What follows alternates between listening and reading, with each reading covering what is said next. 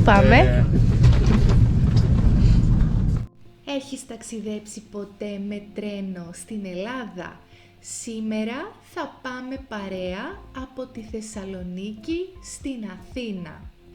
Σε αυτό το βίντεο θα δεις όλη τη διαδρομή και θα μάθεις χρήσιμες πληροφορίες για το ταξίδι, έτσι ώστε να το κάνεις κι εσύ.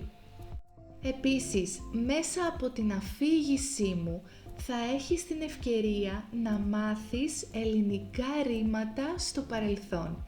Γι' αυτό πάρε χαρτί και μολύβι. Αγοράσαμε τα εισιτήριά μας από το διαδίκτυο στη σελίδα hellenictrain.gr. Θα αφήσω το link στο κουτί της περιγραφής. Έχει αρκετά δρομολόγια κάθε μέρα. Εμείς διαλέξαμε αυτό που φεύγει στις 10:56. Και επιστροφή από Αθήνα για Θεσσαλονίκη στις 3:22. Το εισιτήριο με επιστροφή κόστισε 68 ευρώ το άτομο. Φτάσαμε στο σταθμό των τρένων ακριβώς 20 λεπτά πριν ξεκινήσουμε. Πάνω στο εισιτήριο έγραφε τη γραμμή του τρένου μας και έτσι τη βρήκαμε.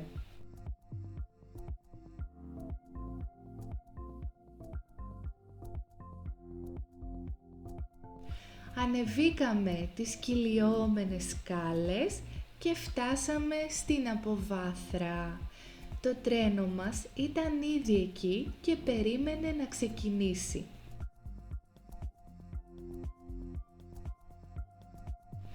Πάνω στο εισιτήριο έγραφε επίσης και τον αριθμό του βαγονιού μας. Ήμασταν στο βαγόνι 7 και έτσι έπρεπε να ψάξουμε να το βρούμε.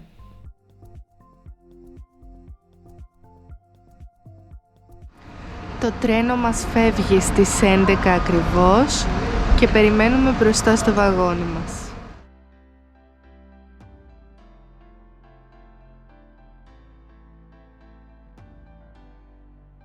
Περιμέναμε μπροστά στο βαγόνι για 10-15 λεπτά και μετά άρχισε η επιβίβαση.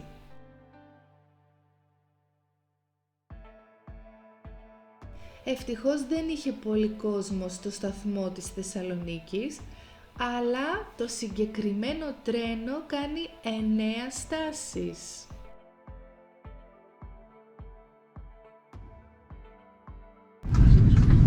Σε 5 λεπτά ξεκινάμε.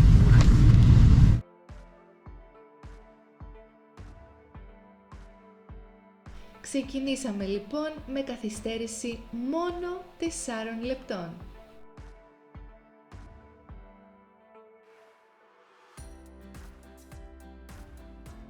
Η διαδρομή ήταν πολύ όμορφη. Σκέψου ότι βλέπεις σχεδόν τη μισή ηπειρωτική Ελλάδα. Ο καιρός ήταν πολύ καλός, είχε λιακάδα και έτσι είδαμε πολύ όμορφα τοπία στη διαδρομή.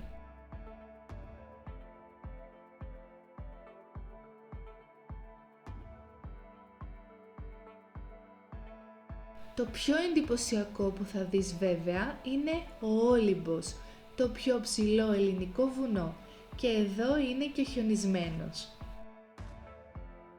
Μέσα στο τρένο υπάρχει τουαλέτα και κηλικείο από όπου μπορείς να πάρεις καφέ και ό,τι άλλο θέλεις.